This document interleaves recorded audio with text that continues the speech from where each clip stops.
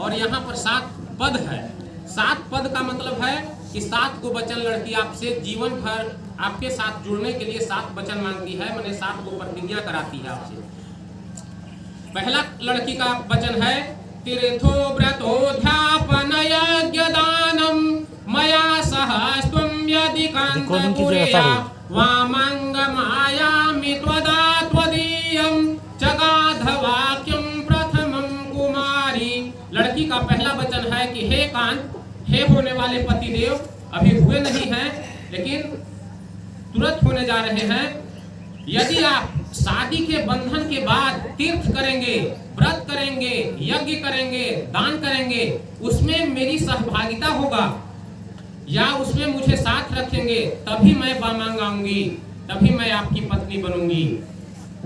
दूसरा वचन कन्या कहती है हाव्यै प्रधानै नमरा प्रीतिश्च काव्यै प्रधानै यदि पूजयेथा वामंगम आयामि त्वदा त्वदीयं जगाध कन्यां वचनं च द्वितीयं। दूसरा वचन में कन्या कहती है हे कांत, हे पतिदेव, यदि आप काव्य प्रदान से देवताओं को और काव्य प्रदान से पितरों को तृप्त करते हैं और उसमें मुझे सहभागिता बनाते हैं, तो मैं आपकी वामांग बाएं भाग में आऊंगी, अर्थात वामांग बनूंगी और पत्नी बनूंगी। तीसरा वचन कन्या कहती है कुटुंब रक्षां भरणं यदि त्वं कुर्या पशूनां परिपालनं च वामंगम आयामि त्वदा त्वदीयं जगाध कन्यां वचनं च तृतीयं। तीसरा वचन में कन्या कहती है कि हे कांत, हे पतिदेव, यदि आपके घर में कोई कुटुंब आ जाए तो उसका रक्षा करना आपका प्रथम कर्तव्य हो जाएगा, उनका पालन पोषण करना, भरण करना। यदि घर में, हिंदू समाज में हर घर में गाय को पाला जाता है और गाय को माता का स्वरूप दिया जाता है, तो यदि आप घर में गाय पशु रखे हैं तो उसका भरण पोषण करना, माने गृहस्थ जीवन में ढालने के लिए आपकी लड़की आपसे प्रतिज्ञा करा रही है कि गृहस्थ जीवन में आप ढलिए। यदि आप ऐसा करते हैं तो मैं आपकी वामांग आऊंगी, मैं आपकी पत्नी बनूंगी। और चौथा वचन कन्या कहती है आयै व्यय धनाधिकानां दृष्ट्वा निवेशितं गृहे विदेध्या वामांगमायामि त्वदा त्वदीयं भासेत कन्यां वचनं चतुर्थं। चौथा वचन में कन्या कहती है कि हे पतिदेव, यदि शादी के बंधन से जुड़ जाएंगे तो उसके बाद घर में धन्य धन की उचित व्यवस्था रखना आपका परम कर्तव्य है, क्योंकि कोई भी लड़का जो होता है अपना पिता पर आश्रित कब तक होता है, जब युवावस्था में होता है, पढ़ाई लिखाई के दरमियान, मतलब 21-22 साल। लेकिन 21-22 साल के बाद जब शादी के योग्य हो जाता है तो अपने माता पिता पर आश्रित नहीं रहकर सदैव खुद का कमाना होता है। यदि आप ऐसा करते हैं, घर में धन्य धन की व्यवस्था रखते हैं, तो यह आपको पति अपना स्वीकार करेगी, अर्थात वामांग आएगी। और पांचवा वचन कन्या कहती है देवालयाराम तड़ुगकूपवापि विदेध्या पूजयेथा वामंगमायामि त्वदा त्वदीयं जगाध कन्यां वचनं च पंचम। पांचवा वचन में कन्या कहती है कि हे कांत, हे पतिदेव, यदि आप धन का उपार्जन अत्यधिक कर ले, जैसे हम धन अर्जित करते हैं तो धन का खर्च भी तो करना है, तो कमाए, लेकिन धन कहाँ खर्च करना चाहिए यह भी शास्त्र में वर्णित है।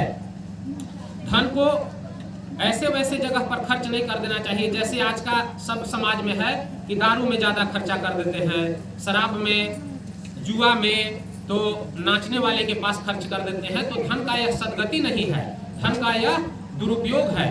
तो आप धन का अगर उपार्जन करते हैं तो सद्गति के मार्ग में खर्च करिए। जैसे आप लोक कल्याणकारी योजना है, जैसे तालाब खुदवा रहे हैं तो उसका पानी जीव जंतु जितना भी है सब कोई पिएंगे तो उसका पुण्य आपको मिलेगा।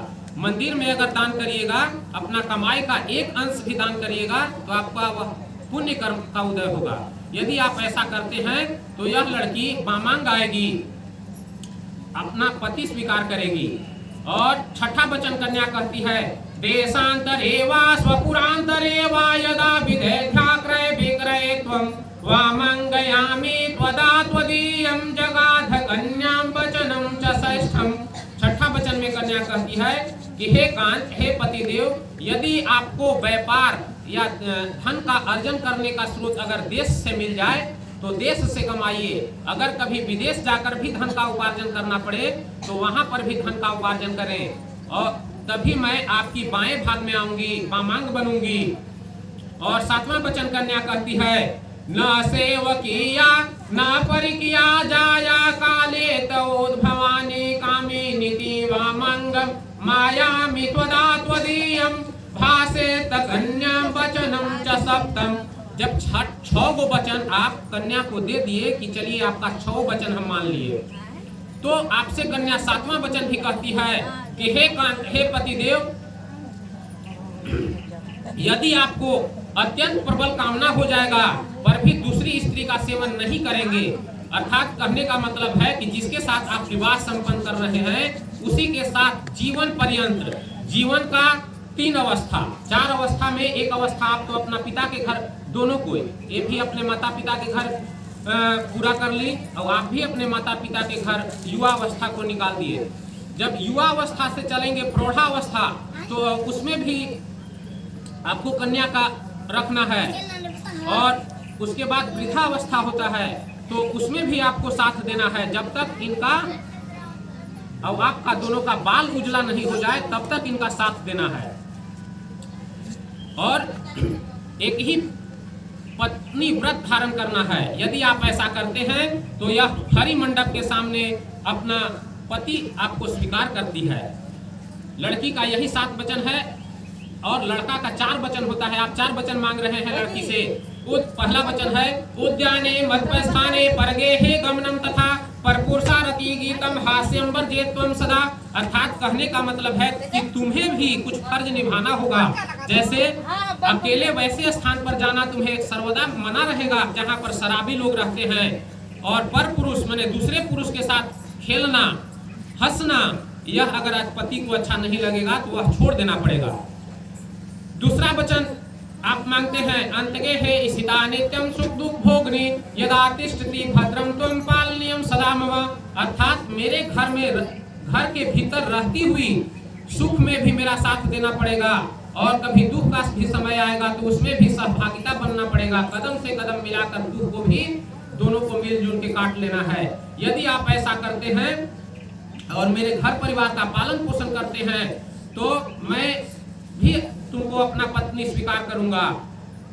तीसरा वचन आप मांग रहे हैं सदैव सेवा गुरु में गुरु नाम मदीयम चितानुगतश्च भूय पतिव्रता धर्म परायणा त्वं गृहस्थ कार्यं सकलः कुरुष्व। अर्थात कहने का मतलब है कि जब अपने तू पति के घर जाएगी तो वहां पर उनके माता पिता को ही अपना माता पिता मानना है, उनके मन के अनुसार चलना पड़ेगा, पतिव्रता धर्म पालन करना पड़ेगा और सारे गृहस्थ कार्य को भी करना पड़ेगा। क्योंकि पति बाहर से धन का उपार्जन करता है, अगर जिसका पत्नी सही मिल जाती है तो उसका यही पृथ्वी पर स्वर्ग हो जाता है, लेकिन जिसका पत्नी सही नहीं मिलता है तो वह आज से नर्क के समान जीवन हो जाता है। तो इसलिए नर्क का जीवन नहीं बनाना, वहां जाकर स्वर्ग का जीवन बनाना। यदि आप ऐसा करते हैं और आपका भी दायित्व है कि घर का सारा काम करने का मतलब ये नहीं कि हम लड़की का पिता आपको दाई नौकर कोई भी चीज दे दे। आपको भी इनका सद्भाव, इनका भी मन के मनोगति को जानना पड़ेगा और मन के अनुसार इनका भी मन का बात रखना पड़ेगा। यदि आप ऐसा करते हैं तो तुमको भी यह पत्नी बनाने के लिए तैयार है। चौथा वचन है मदीयम चितानुगतश्च चित्तं सदा मदाज्ञा परिपालनम च पतिव्रता धर्म परायणा त्वं कुर्या सदा सर्वविघ्नं प्रयत्नं। कहने का मतलब है कि आज के बाद पति ही तुम्हारा जीवन का सर्वोपरि है।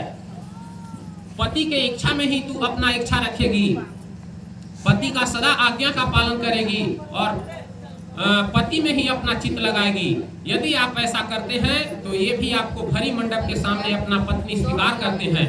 क्योंकि पत्नी तब तक अधूरा रहता है जब तक उसका पति नहीं रहता है। क्योंकि इसका प्रमाण भी है, रामायण में क्या प्रमाण है, जब सीता जी वन गमन के लिए जा रही थी, राम भगवान वन गमन के लिए जा रहे थे, तो उस समय माँ सीता भी जाने के लिए कौतूहल हो गई।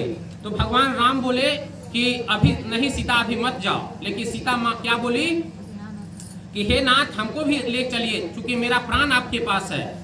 मैं यहाँ पर जीवित नहीं रह पाऊंगी। तो इसका प्रमाण क्या चीज है? बोली कि जिया बिनु देहा नदी बिनु बारी, तैसे ही नाथ पुरुष बिनु नारी। कहने का मतलब है कि जीव से अगर आत्मा निकल जाता है तो उस जीव का कोई महत्व नहीं रहता है। नदी में अगर पानी नहीं रहे तो उस नदी की तरफ कोई नहीं जाता है।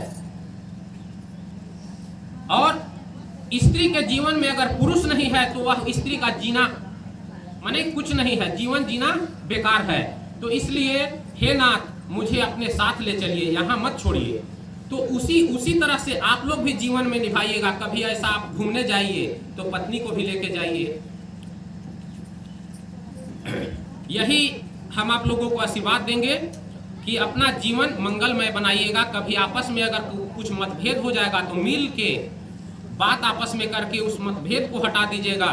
चूंकि ग्रहण तब लगता है जब शक अपन जीवन में, वैवाहिक जीवन में शक उत्पन्न हो जाएगा तो आपका वैवाहिक जीवन संपन्न नहीं होगा। तो इसलिए शक मत करिएगा।